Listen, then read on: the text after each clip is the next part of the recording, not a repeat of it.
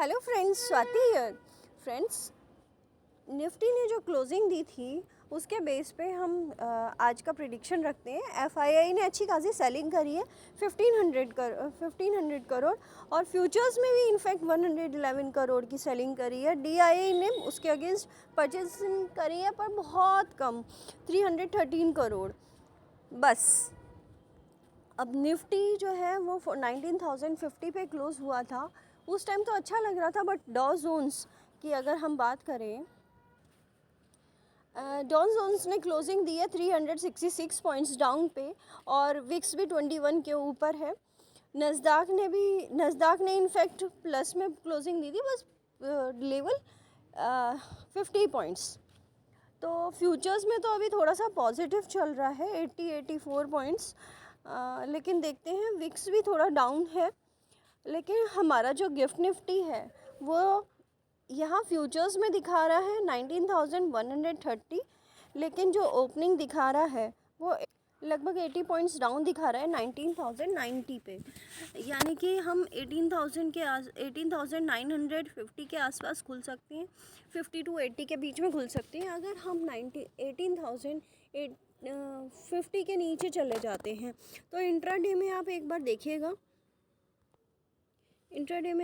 ये तो daily candles पे लगा हुआ है, पर अभी हमारा जो रिजेक्शन है वो वही 250 के आसपास है। अगर ये ऊपर जाता भी है 19,000 के ऊपर, जैसे ही जाएगा वो 19,001 पे, फिर 19,100 पे फिर से रिजेक्शन है। और नीचे की बात करें तो अब छोटे छोटे सपोर्ट हैं, अगर वो टूटता है, मेन सपोर्ट है आपका 18,800 पे। अगर वो टूटता है तो फ्रेंड्स हम 18,500 तक आराम से जा सकते हैं और फिर 18,000 का भी लेवल निकल के आ सकता है, पर अभी नहीं। हाँ, नेक्स्ट मंथ में हमें 18,000 का लेवल आराम से दिख सकता है। ऊपर की बात करें तो 19,250 के ऊपर अभी फ़िलहाल मुझे नहीं दिख रहा है। बैंक निफ्टी की बात करें तो बैंक निफ्टी में 43,000 का जो रिजेक्शन है वो अच्छा खासा निकल के आ रहा है। 43,200 तक अगर टिकता है मार्केट, थोड़ी देर टिकता है, मतलब 15-20 मिनट, आधा घंटा, तो ही हम ऊपर के लेवल के लिए जा सकते हैं, वो भी 43,800 तक मैक्सिमम। और फिर क्योंकि 44,000 पे तो बहुत तगड़ा रिजेक्शन बन गया है, अब वहाँ तक जाना ऑलमोस्ट इस महीने में, नेक्स्ट मंथ में ऑलमोस्ट नेक्स्ट टू इम्पॉसिबल है, अगर कुछ बहुत अच्छी खबर नहीं आती है तो। क्योंकि आपको पता ही है, दो वॉर्स चल रही हैं और उसमें अगर कोई इंक्रीमेंट होता है, कुछ अपडेशन होता है, तो आपके और ज़्यादा नेगेटिव हो सकता है फिर मार्केट। रिसेशन की वजह से यूएस तो इनफैक्ट 32,000 पे आ गया है। ये देखिए फ्रेंड्स, अगर हम यूएस का डेटा देखें तो यूएस 32,400 पे आ गया है। इसके नीचे जाएगा तो 31,000, फिर वापस से नीचे जा सकता है 31,000 तक। और नस्दाक भी कुछ स्ट्रेंथ नहीं दिखा रहा है। कमोडिटीज़ की बात करें तो कमोडिटीज़ में गोल्ड फ्रेंड्स 2000 के ऊपर, जब मैंने कहा था कि 2000 के ऊपर हम जैसे ही जाएंगे काफ़ी ज़्यादा नेगेटिव हो जाएगा, अभी हम 2000 के ऊपर आ चुके हैं। और सिल्वर भी 23 के बहुत ऊपर है, तो 23.5 तक ये भी पहुंच सकता है आगे आने वाले टाइम में।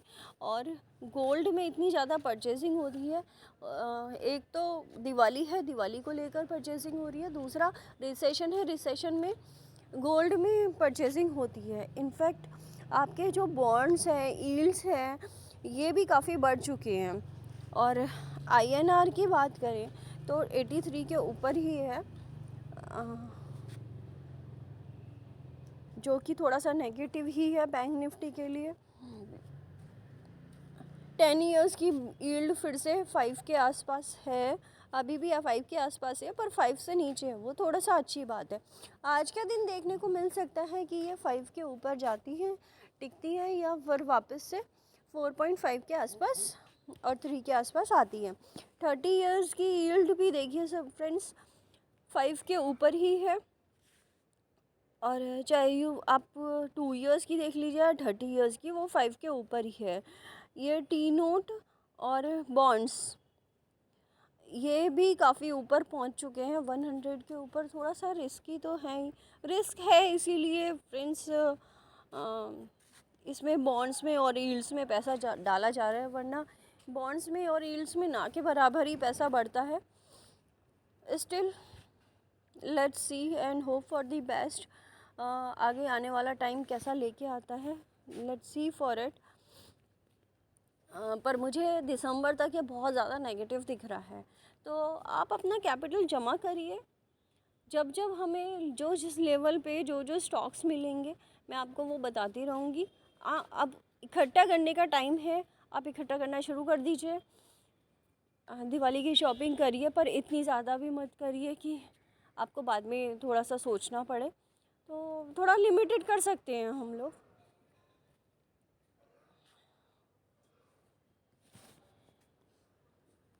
फ्रेंड्स इस वीक में जो मोटा मोटा डेटाज आने वाले हैं वो आपको बता देती हूँ।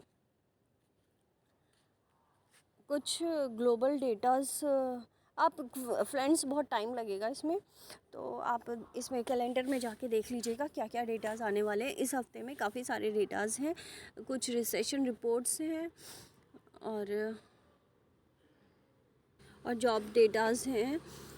तो फ्रेंड्स निफ्टी की अगर हम बात करें, हम इसको 15 मिनट्स के कैंडल पे लगाते हैं। सॉरी फ्रेंड्स, ये 15 मिनट्स का कैंडल है। 19,000 जैसे कि मैंने कहा था 19,100 तक अगर टिकता है 80 के ऊपर तो ही हम ऊपर के लेवल के लिए जा सकते हैं, पर ये 19,050 के ऊपर टिक ही नहीं पाया। फ्राइडे में इतनी ज़्यादा थोड़ी बहुत बाइंग थी, फिर उसके बाद मार्केट 12 बजे के बाद इनफैक्ट ज़्यादा रिस्पॉन्ड नहीं किया। 2 बजे के बाद से सेलिंग अच्छी खासी आती चली गई। तो फ्रेंड्स इसके बाद हम अगर देखें पीछे का डेटा, तो अभी ये जो सपोर्ट बनाएगा, अगर ये वापस से नीचे आके 18,800 के पास आके फिर वापस से ऊपर जाता है, यहाँ पे काफ़ी देर मार्केट को टिकना पड़ेगा 2-3 दिन। पर अभी वॉलेटिलिटी की वजह से इतना ज़्यादा टाइम नहीं है, तो वॉलेटिलिटी तो रहेगी अक्टूबर के मंथ में, बहुत ज़्यादा लेवल पे रहेगी, और नवंबर के महीने में भी काफ़ी वॉलेटिलिटी दिखेगी आपको। पर दिसंबर और जनवरी में अभी देखते हैं, कह नहीं सकते, वॉलेटिलिटी थोड़ा कम भी हो सकती है और आपका मार्केट बिल्कुल फ्लैट भी रह सकता है। इतना फ्लैट मतलब वही कि पिछली बार जैसे लगभग 1 महीने के लिए दिसंबर से लेकर 25 दिसंबर से लेकर आपका 15 जनवरी तक, इनफैक्ट 15-20 जनवरी तक ये फ्लैटिश मार्केट रहा, जिसमें एफआईआई का बिल्कुल रिस्पांस नहीं था। अभी एफआईआई जो है वो सेलिंग पे ही है, तो हमें ये लेवल्स ध्यान रखने होंगे। आपको 15 मिनट्स की लेवल पे ये देखना होगा 15 मिनट्स पे आप किस साइड मार्केट जा रहा है।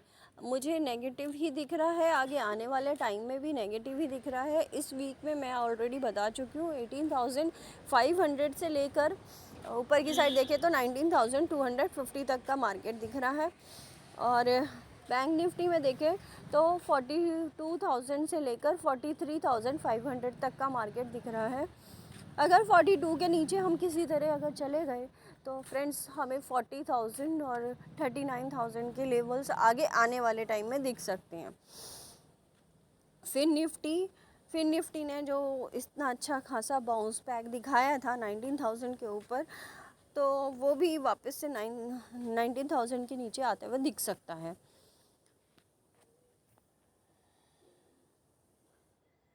फ्रेंड्स आईटीसी, रिलायंस जैसे शेयर पे आप ध्यान रखिएगा, ये डेली टाइम फ्रेम पे ही देखिएगा। अगर आपको इंटरडे करना है तो आपको 5 मिनट्स और 15 मिनट्स का चार्ट देखना होगा, अदरवाइज़ डेली कैंडल पर देखेंगे तो रिलायंस जैसे शेयर रिलायंस, एचडीएफसी, ये जब जब मार्केट को अब ऊपर उठाना होगा तब तब ये ऊपर आएंगे और बहुत फ्लो के साथ आएंगे। जिस फ्लो के साथ ये नीचे गिरे हैं आप देख सकते हैं कितने फ्लो के साथ ये नीचे गिरा था। उसके बाद 2800 के बाद ये वापस जा ही नहीं पाया अभी, और उसके बाद से ये नीचे ही आ रहा है 2200 तक। और 3000 का जो टारगेट था वो तो इसका फ़िलहाल फेल हो गया है। 2800 का टारगेट ऑलरेडी कंप्लीट कर चुका है ये। तो अब नीचे के टारगेट्स जो निकल के आ रहे हैं वो ऑलमोस्ट 2200 का है। 2200 से फिर एक ये बाउंस बैक ले सकता है 2400 2500 तक का। और बस ये है कि टिकना होगा मार्केट को। हम ऐसे ही आईटीसी में देखेंगे। आईटीसी में फ्रेंड्स जब मार्केट को उठना होता है ये बहुत जल्दी ऊपर उठाते हैं आईटीसी को ही, और जब गिराना होता है तो आईटीसी ही सबसे पहले नीचे गिरता है।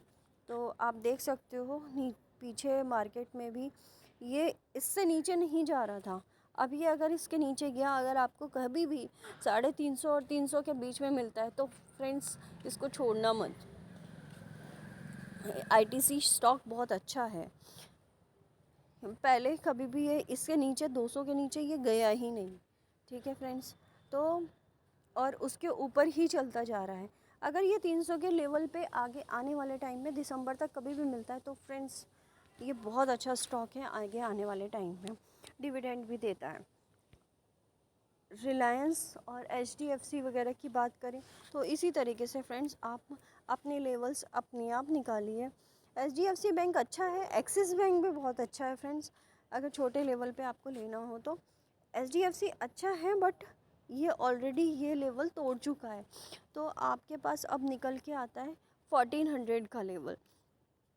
ये 1400 के लेवल तक आराम से जा सकता है। 1400 के नीचे अगर ये चला जाता है तो ये 1200 के आसपास जाएगा। ये भी 1200 के आसपास आपको बनता है लेना। तो मैं ये लेवल्स का ही वेट कर रही हूँ, इसीलिए मैं अभी तक स्टॉक्स नहीं दे रही थी आपको।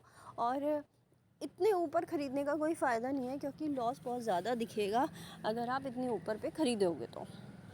Thank you friends, thank you so much. इस बॉटम आउट होते हुए स्टॉक्स अगर आपको दिखते हैं जो गिरते हुए मार्केट में उठते हैं, ध्यान रखिएगा फ्रेंड्स, जो गिरते हुए मार्केट में उठते हैं, जैसे आपका ऑयल हो गया, इस तरीके के स्टॉक फ्रेंड्स। क्रूड ऑयल रह गया है, क्रूड ऑयल की हम बात करें तो 84.6 पे और ब्रेंट ऑयल 88 पे है। तो वो थोड़ा सा ठीक है हमारे मार्केट के लिए। ठीक है friends, thank you so much. और इसी तरीके से प्रॉफिटेबल होते रहिए। Thank you.